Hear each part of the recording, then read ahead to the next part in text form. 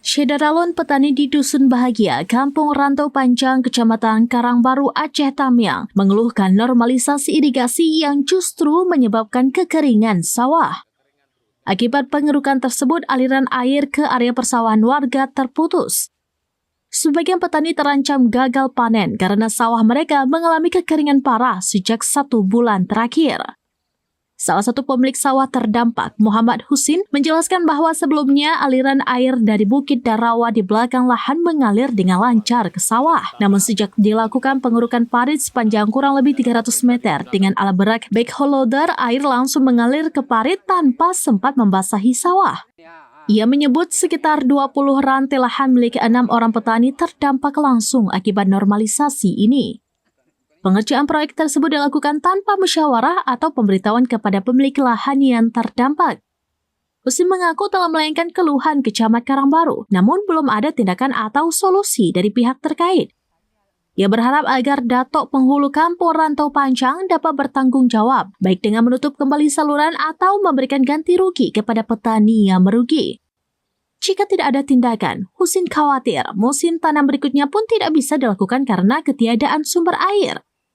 Dari hitungan para petani, potensi kerugian akibat gagal panen ditaksir mencapai puluhan juta rupiah. 2 bulan. Nah, jadi semenjak terjadinya Pak Datuk sini nggak bertanggung jawab membeku tanpa izin kita, maka terjadi nih, lihat. Padi hancur semua, kekeringan, tanah pecah-pecah, sampai sekarang kita gagal panen. Jadi kita kemana kita mengadu, ya terpaksalah ke Pak Camat. Pak Camat pun menekan Pak Datuk, katanya nggak mau dia untuk bertanggung jawab masalah ganti rugi ini. Sangat terasa kali, Pak. Itulah terjadi kayak gini, tanah pecah-pecah, padi pada layu, air begitu kita isi, habis langsung ke parit, kekeringan. Luas lahan 20 ranti dari sana sampai ke sana ke ujung, Pak. Jadi kami menuntut hak kami untuk meratakan kembali tutup parit seperti biasa dan ganti rugi.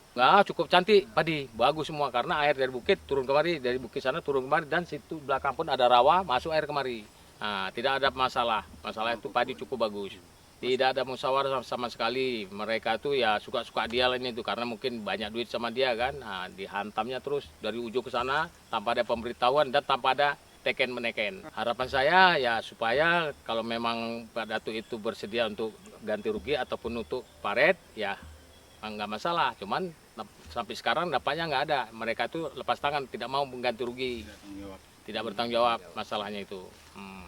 6 orang, 6 keluarga, termasuk bapak ini yang tua ini pun maki sawah kita di sana ujung sana. Jadi begitu masuk biku, bapak ini pun nggak berani, karena mereka tuh menyerang, mendesak terus untuk biku di paret.